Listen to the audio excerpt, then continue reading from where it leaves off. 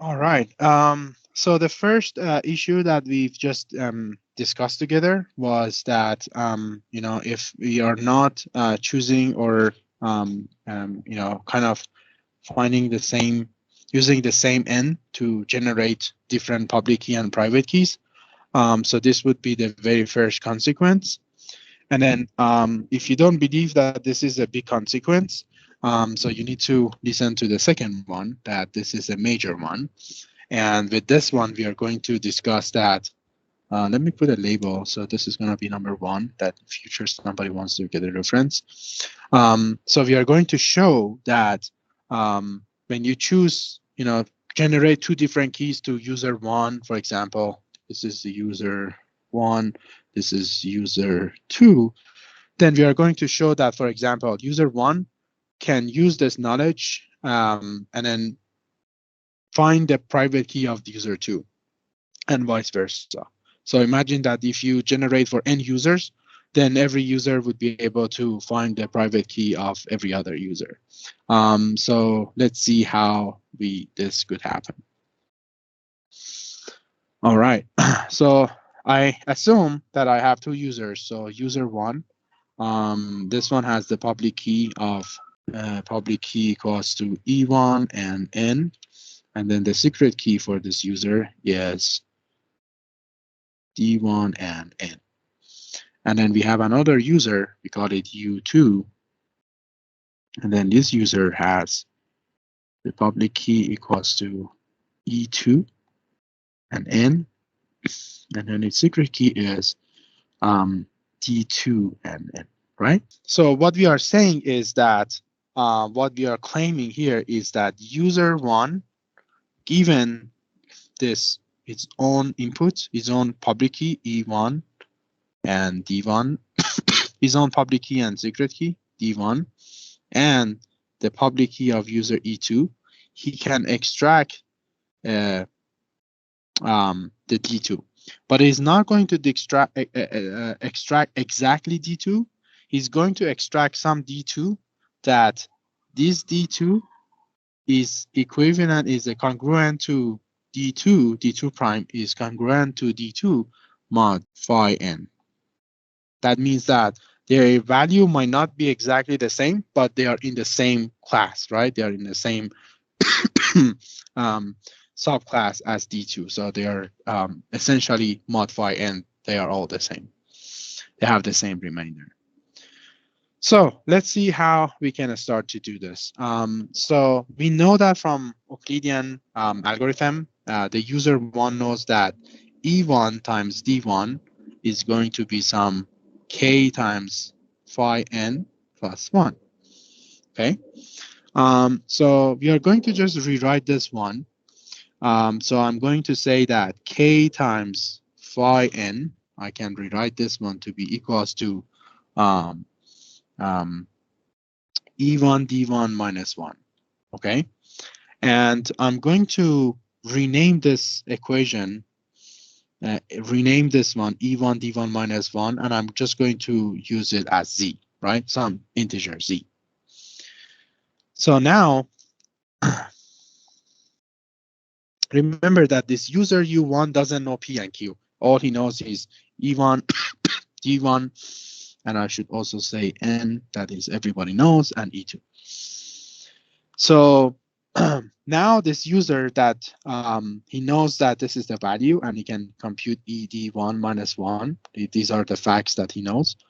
So he's going to compute this.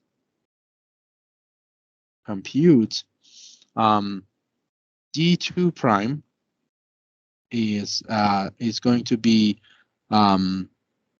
the inverse of E2 mod Z, right? Remember that this user doesn't know phi n.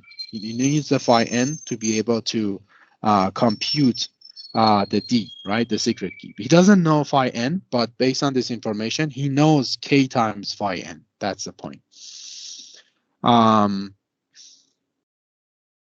Which this Z is equals to K times phi n, right? That's what we know. So let's follow with this computation, which means that he can find D prime, D2 prime, E2 is going to equals to some K prime, K prime, oops, is going to be can denote it as some K prime Z plus 1, right? Just like what we have over here. We can rewrite this equation to be D2 prime times E2 is going to be some K prime Z plus 1. And then we know that Z itself is K times phi n. So we would replace them. So we say K time K time phi n plus 1, right? So which means that we can say that K times K prime times K, we can say K double prime phi n plus 1, right? Do you see that how close these two notations are together? E times D1 equals to phi K some integer K times phi n plus 1. What we found was that D2 prime times E2 is equal to some K double prime phi n plus 1. The K value K or K double prime doesn't matter. They're just some integers, but you see that we are getting the same pattern. And what does that mean is that the D2 prime that we found times E2 is actually going to be 1 mod phi n, right? So that means that D2 prime is congruent to actual D2, right, mod phi n. They might not be exactly the same, but they have the same remainder under phi n, and that's exactly what we want, right? So with that, you see that if you make this mistake and again use the same n to generate public key and secret key for many users, then some outsider can use this notation number 1 to retrieve the message. And if you're not worried about outsider, then some insider user can use this information that you have shared between the users to derive or compute the other user's secret key. So that means that the entire system that you design is basically insecure just because of using the same n. So what we learned from this, you never use the same n to generate key for different users. For every user, you run the key generation algorithm from the very beginning. You choose different P and Q, therefore you compute a new n, and then so on and so forth. If you're going to use this one in practice, I would also suggest that every time that you generate this, different values of n, there is a very tiny, I would say, very negligible probability that these different n's that you generate can divide themselves. Their GCD is not 1. Maybe if you just divide n1 and n2, if you get a GCD of n1 and n2, then the result would be some p. So which means that during the key generation, one of the P or Qs are shared between different ends. And you could write a small check for yourself. That shouldn't be significant, but it actually appeared in practice. There was a paper a few years ago appeared, and what they have done was that they have found a very efficient algorithm to download the SSL certificate for many different servers, and then they just compute the GCD between different ends, and they found that some significant number, I remember 20% of the certificates, they share the same P or Q. So this is something that is very significant, and you can basically avoid it at least within your system by just doing this quick check that every n has different P's and Q's, and that would give you some extra assurance for there. All right. So there would be also some attack. This is also very interesting. For this is a small attack, the story is that, again, I write it with the same notation. Alice encrypts M for, let's say, 3 users. User 1, user 2, and user 3. And what happened is that if this E that every user would choose, now they are using different ends, okay? They are fine. They don't share the same P and Q or N, anything. They are independent. So that's why we show them that they are using N1, N2, and N3. So what Alice would do is that the E is a small. We said that it's good that we choose a small E. And then Alice would compute m to the power 3 mod N1. And then she would also compute the same under N2 and then under N3. And then she would be able to compute C1, C2, and C3 and send it to the corresponding users. But something that is interesting is that, over here, we assume that N1, let me put it this way, is co-prime to N2 and also co-prime to N3, right? So they have no common common factors. So it is interesting that somebody can compute, uses the this small computation. So if this E is a small, so the idea is that when you combine this M under N1, N2, and N3, this would become a huge number. And the effect of E is the point would be, if you look at the set Z, if you look at the clock, you wouldn't go around the clock. You would just basically, if I want to show this attack graphically. So because you choose the M, and then you just basically, your E is a small, so this is M, and then you just move a little bit to generate C, right? Because E is 3. And that means that if you happen that you multiply these two numbers, and then you can just compute the cubic root of C without any modular operation. And then you can recover the M. This is very unfortunate to happen, which suggests that, for the example, for the RSA, that the IoT devices that we gave, even though we said that, choose a very small exponent E for encryption, that would help with the speed up. That doesn't imply that you should choose something very small, okay? Even though E equals to 3 is very good for a speed up, but now that you could see that there is a potential attack in this scenario, so we better avoid it and we choose some E that is a little bit larger. So there is another scenario that the D is a small. Somebody would choose D to be so small that the decryption would be easy.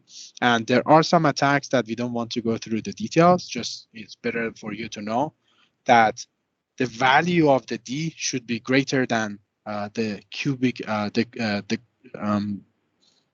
think the quadratic root of n. So the D should be greater than n to the power 1/4, right? So if D is smaller than this value, n is your P times Q, then there is a chance that somebody can recover D from just a public key. So to avoid that, when we do the key generation, we basically want to do all these checks and make sure that the the exponent that the E that you choose is large enough, it's not so small, and then the D that you came up with is greater than this value. So you see that we saw the RSA description, and we show that we always take that one as a textbook version of the RSA. And we always ask you that do not implement RSA by yourself. Always try to use a library, because there are these tiny, small, look like that is like very trivial, but some of them are hard to find. But these attacks would show up.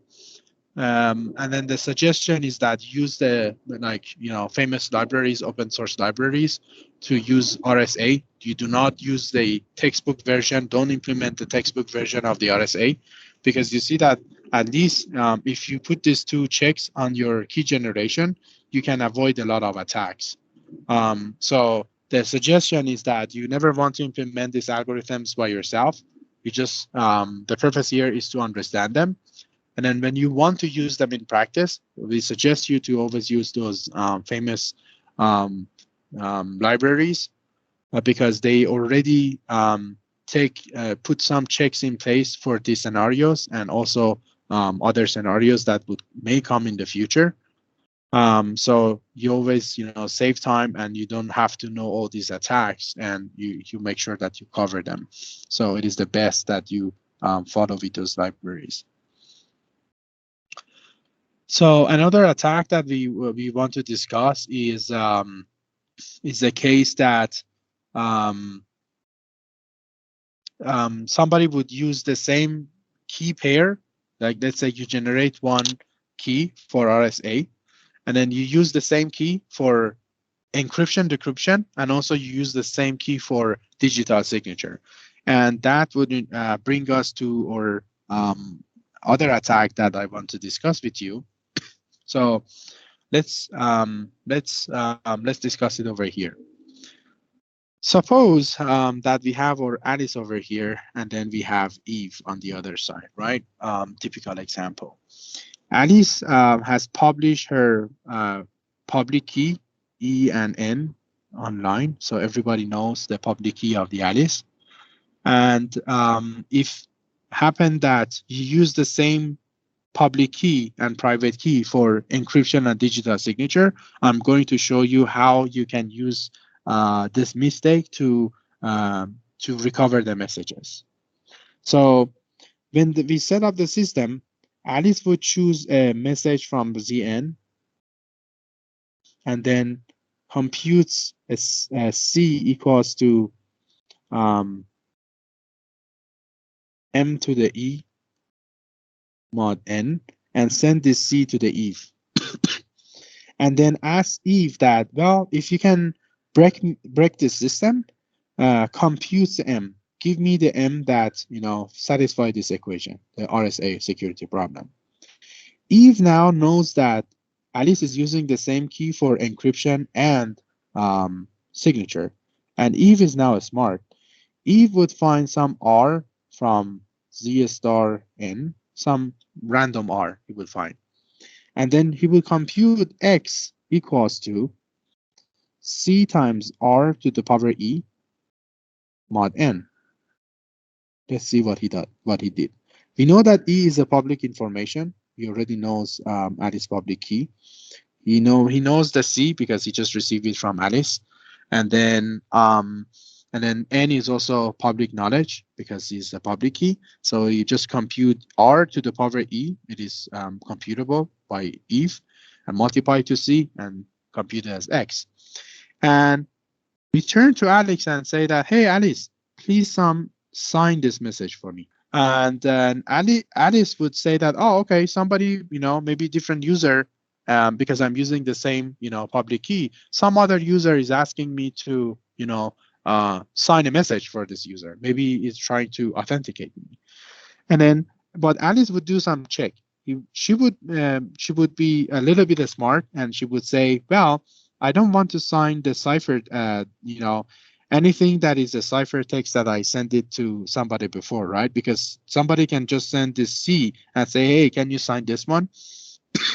Alice is smart and would avoid that because she says that, well, that is the challenge that you need to solve. You cannot ask me to decrypt it for you. So then Alice would check, and she find out that X is not equal to C. And then she would proceed with the signature, right? She would say delta sigma equals to, she get the X, she raised it to the power D mod N, and send it to Eve. Eve would receive the sigma, and let's see what is inside the sigma. So the X happened to be C times R to the power D to the power D, right? Mod N. All right. So let's do this computation. C, what was C? C was M to the power E. So M to the power E times R to the power E times D mod N, right? So this, we can rewrite it as M to the MR. All right, let me just combine them. M to the power ED times R to the power ED mod N. And we know that the result is going to be M times R, right? Since Eve knows R, which is, he chose R, so then he can compute M equals to sigma divided by R, right? So this is going to be what we have obtained, what is inside sigma. Sigma that Ali sent us was actually M times R. And since he knows R, he can just divide sigma by R to retrieve the message. So this is some mistake that somebody could do, to use the same key pair, the same RSA key, public key and private key, for both encryption and digital signature. You cannot avoid a lot of these situations, depending on, of course, the application, but this is in general, you should not use it because this attack is possible. So what can you do What can you do about it? You generate, right? So that is a takeaway. You want to use a different key, one public key for encryption, and then another key for digital signature. And then if she does so, then even though Eve asked her to sign it, then she will sign it under different N, right? And different D. So that computation doesn't really help Eve here to recover M. So the takeaway for you here, if I want to give you even an example, is that when you're configuring a server, you want to generate two certificates, one for encryption, decryption, and then the other one for digital signature, okay? So that is the takeaway that we do not want to miss it. All right. Another example is that, basically the version of the RSA that we are discussing, it is a textbook version. It is vulnerable against choose a ciphertext attack. And this is very important. You cannot use this version of the RSA in practice because of this attack. Let me change my pen color so that we have better understanding. So let's see what are we talking about.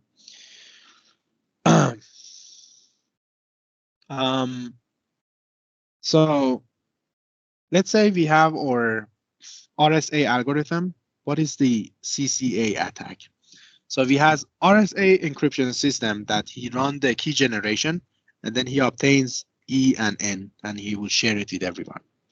And then here we have our attacker A, that he is a CCA attacker, that he choose some ciphertext and asks crypto system to decrypt it for him.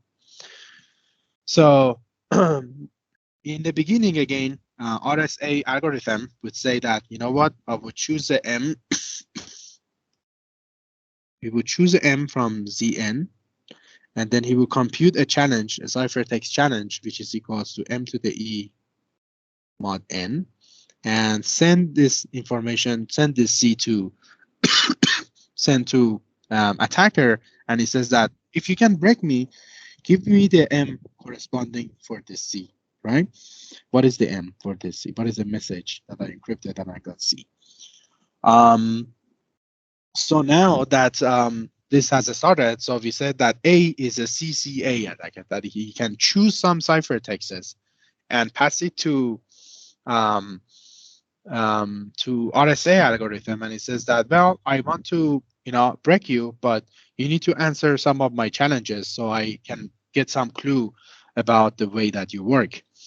So which means that you would start to do a CCA attack. So attacker would send some ciphertext CI, we choose CI from ZN, and then send it to the RSA. And RSA is this algorithm is smart. He check if CI is not equals to the C, to the challenge C, because if attacker just send the C to the RSA and he would decrypt it for him, then he would just get the answer, right? So he says that if you can break me, I can answer you, I can decrypt some other ciphertexts accept this challenge to show you how I work, but you cannot query me exactly about that specific challenge that you're supposed to answer, attacker. And if this check is correct, then he would, return the corresponding MI to the attacker, right? And this would continue for some time, C1, C2, all the way to some time. At the end, the adversary would output some M, and it says that this is the M that I would send M star, and he would win the game if M star is equals to M, right? And in that case, he would win. So the idea that, as you can see, is that the RSA, he says that I'm very strong algorithm, so I open up myself to the attacker. I provide him more information. Remember, we discussed the CCA on the introduction chapter. So the adversary can query the RSA algorithm and get some, arbitrary answers. And if this RSA can resist the CCA, it means that it is a much stronger algorithm from security perspective. So this is the framework of the CCA. But let's now discuss how our adversary can use the CCA to break this RSA, right? So we set up the RSA the same as before, and we have our adversary Eve now. RSA, again, he would choose M from Zn, and then he would choose compute C equals to M to the E mod N, and send this C to Eve. Eve now is a smart. Eve would choose some R from Z star N, and then he would compute, C prime, which is going to be equal to C times R to the E mod N, and send this one to, we know that C prime is not equal to C, and send this one to RSA, right? C prime.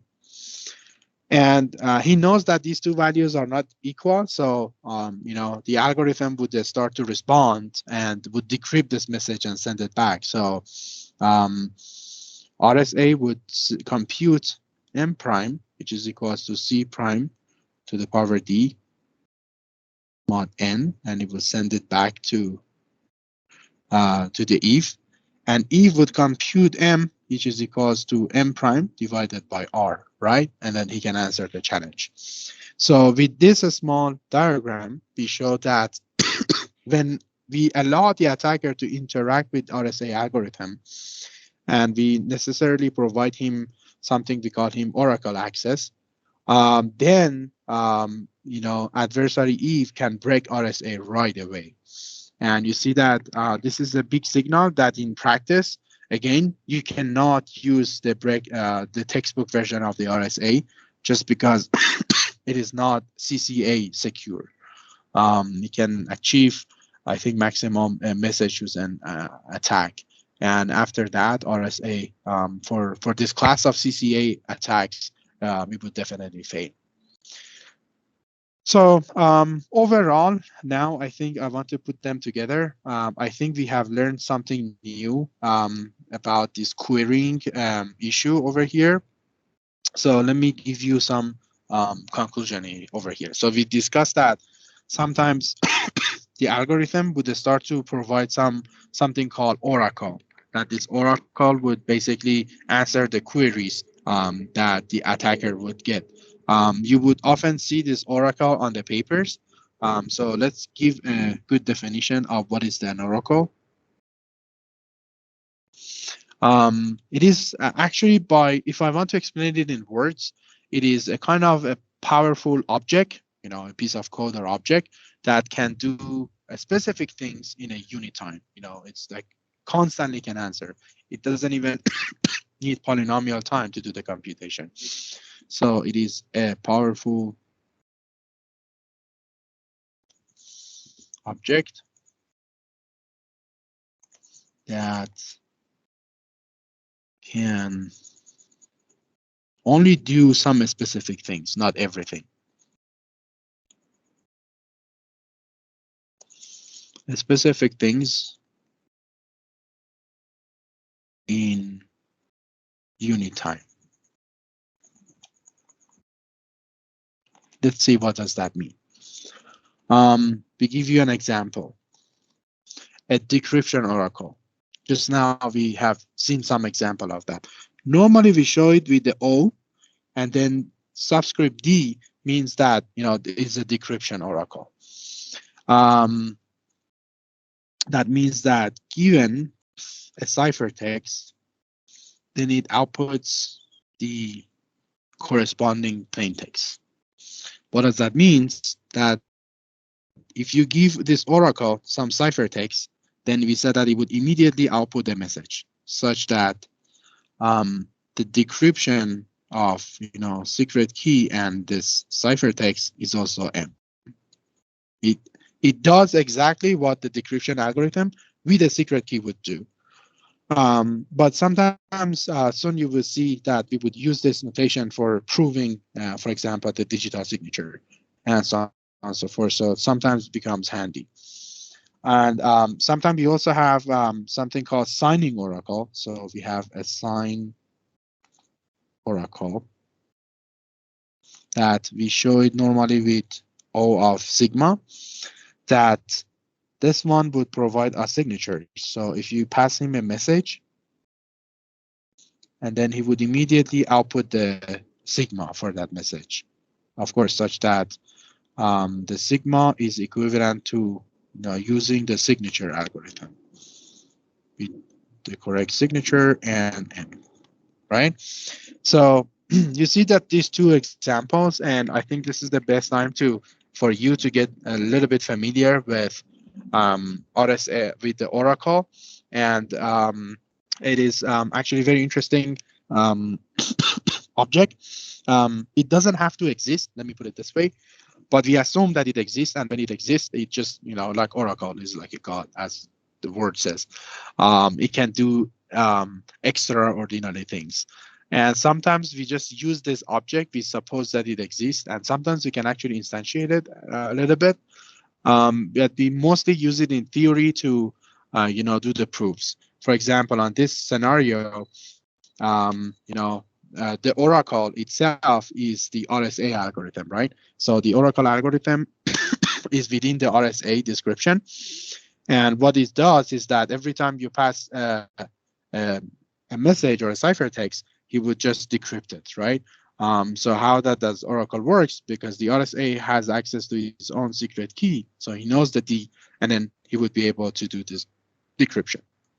But sometimes you will see that this is not the case, that the algorithm itself would be able to run this, and that's why we assume that this oracle exists, and with that we would be able to prove the security of different systems.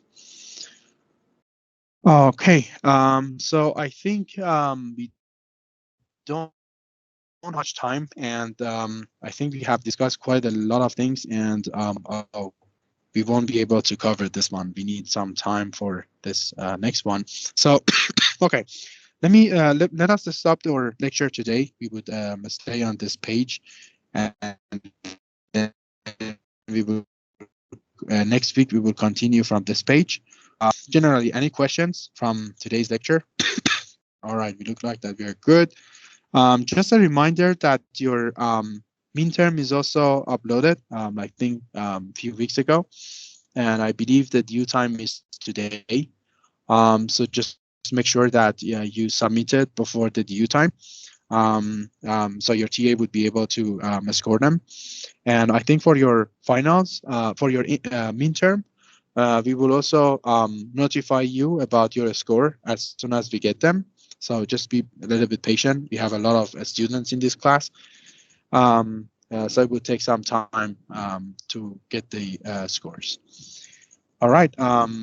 If there's no more question, this is the end of today's lecture. We'll hopefully see you guys next week.